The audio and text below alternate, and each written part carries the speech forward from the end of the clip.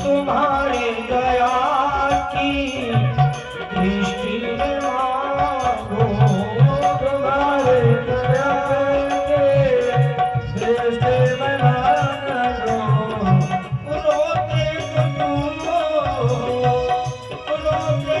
तुम हो, हंसा देने वाले प्रभु आप हैं, जिंदगी देने वाले प्रभु आप हैं, जिंदगी देने वाले प्रभु आप हैं, जिंदगी देने वाले।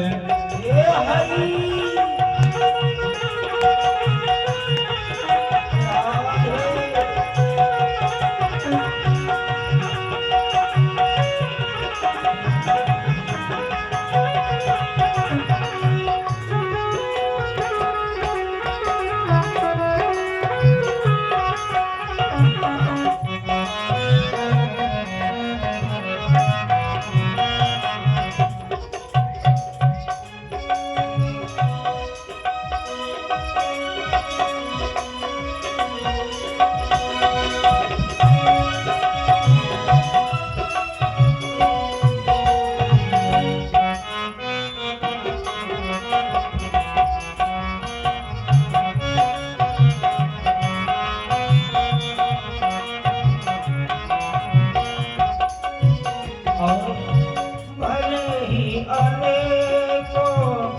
जन्म हो हमारे, भले ही अनेकों जन्म हो हमारे, भले ही अनेकों जन्म हो हमारे, भले ही अनेकों जन्म हो हमारे। रहेंगे तेरे चरण के सहारे, रहेंगे तेरे चरण के सहारे। भूले को तुम हो, भूले को तुम हो, राह बताने वाले प्रभु आप हैं, जिंदगी देने वाले प्रभु आप हैं, जिंदगी देने वाले। भुला मत देना, भुला मत देना, खुशी देने वाले प्रभु आप हैं, जिंदगी देने वाले। ये प्रभु आप हैं, जिंदगी देने वाले प्रभु आप हैं, जिंदगी देने वाले प्रभु। भुला मत देना, भुला मत देना, खुशी देने वाले प्रभु आप हैं, जिंदगी देने वाले प्रभु आप हैं, जिंदगी देने वाले प्रभु आप हैं, जिंदगी देने वाले। बोले भागवत भगवान की जय हो, आज के आनंद की जय हो। तो प्यारी, कल हम लोगों ने भगवान की अनंत कथाओं का वर्णन किया और आज स्वामी सुखदेव महाराज जी कहते हैं कि राजन परीक्षित, ईशानाम राज प्रवते कामं यस्य महाभगो, अश्वमेधं वर्णानां प्रियव्रत चरितां यस्तुभि। महाराज परीक्षित जी कहते हैं कि हे स्वामी सुखदेव महाराज जी, कल आपने मुझे ठाकुर जी की बड़ी सुंदरमयी कथा श्रवण पाठ किया, लेकिन महाराज मैंने सुना है कि एक राजा थे जिनका नाम प्रियव्रत था, और महाराज ये बहुत बड़े ज्ञानी थे और बहुत बड़े तपस्वी भी थे। तो इन्होंने एक बार ऐसा किया कि सूर्य का प्रकाश पृथ्वी पर आना बंद कर दिया। तो स्वामी सुखदेव महाराज जी कह रहे हैं कि राजन परीक्षित, बड़ी सुंदर बात आपने पूछे हैं, लेकिन आमंत्र क्षरम नमस्तो नमस्ते मूल नौषधम आयोग्यम पुरुषो नमस्तु योजवस्तु दुर्लभा।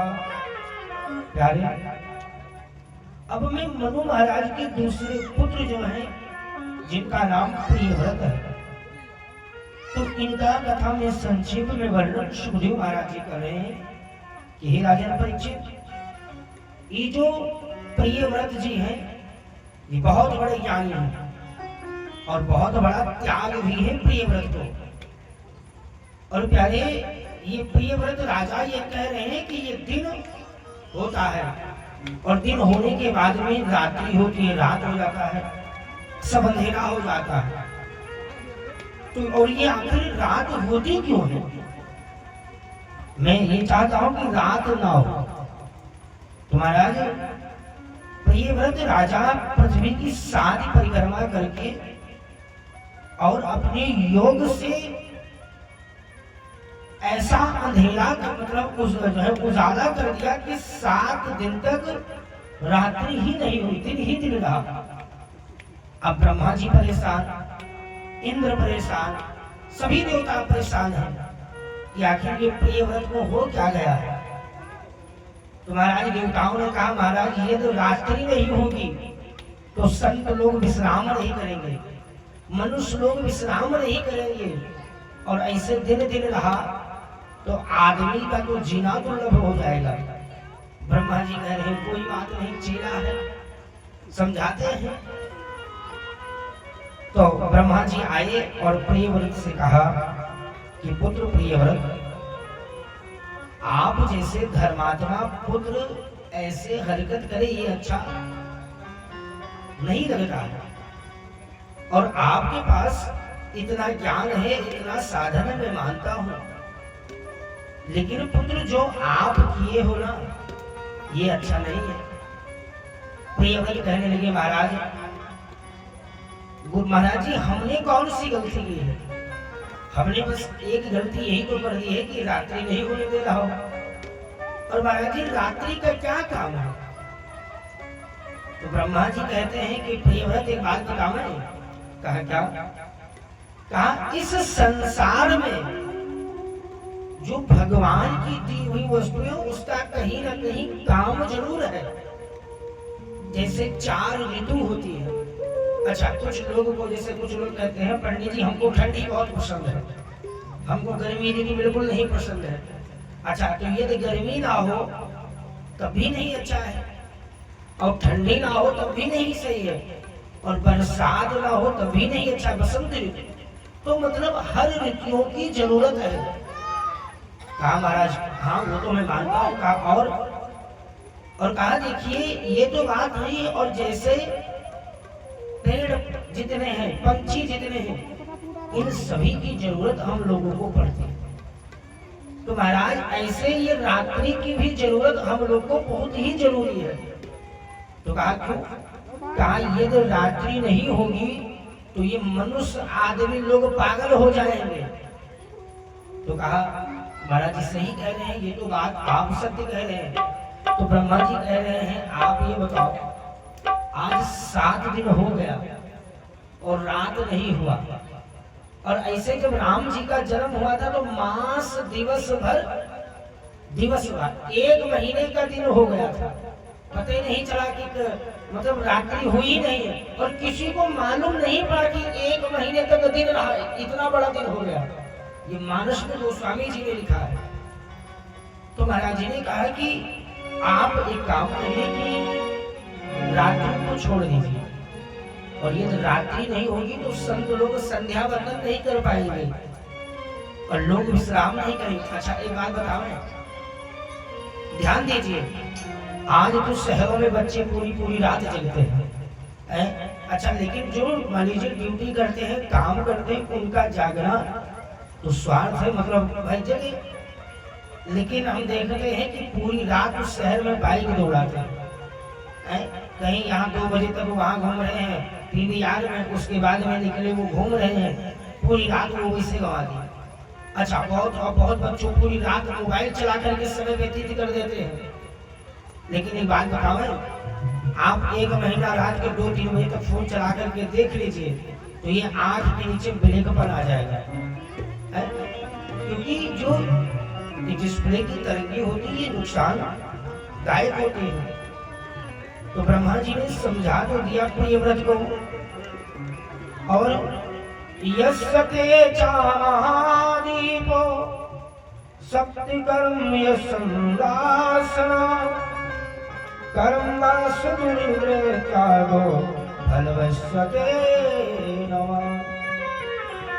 तो प्यारे, प्रियव्रत ने रात्रि को छोड़ दिया, फिर संध्या होने लगी, रात्रि होने लगी, और ब्रह्मा जी की कृपा प्राप्त प्रियव्रत को यहीं पर ज्ञान प्राप्त हो गया और भगवान के बहुत बड़े भक्त बन गए प्रियव्रत।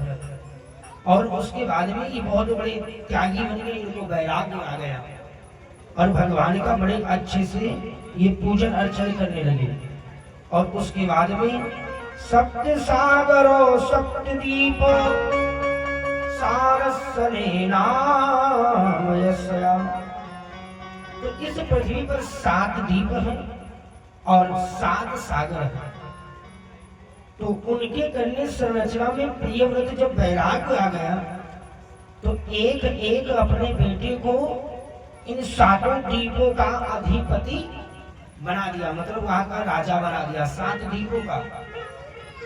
और जैसे 7 द्वीप में सबसे पहला जो द्वीप है वो है जम्बू द्वीप, और जम्बू द्वीप सबसे बड़ा द्वीप है और जिसके अधिपति महाराज अग्निधर जो प्रियव्रत के पुत्र हैं। और आगे चलकर अग्निध महाराज को 9 बेटा हुए जिन्होंने पूर्विज अप्सरा से विवाह किया और इन्होंने सप्त जो जम्बू द्वीप था इसका खंडन कर दिया और जम्बू द्वीप को खंडन करके 9 भागों में बांट दिया। और जब इनके पुत्रों में एकता नहीं रही तो इन्होंने अपने 9 पुत्रों को एक एक जो सप्त द्वीप था उसे खंडन करके 9 द्वीप बनाए और एक एक द्वीपों का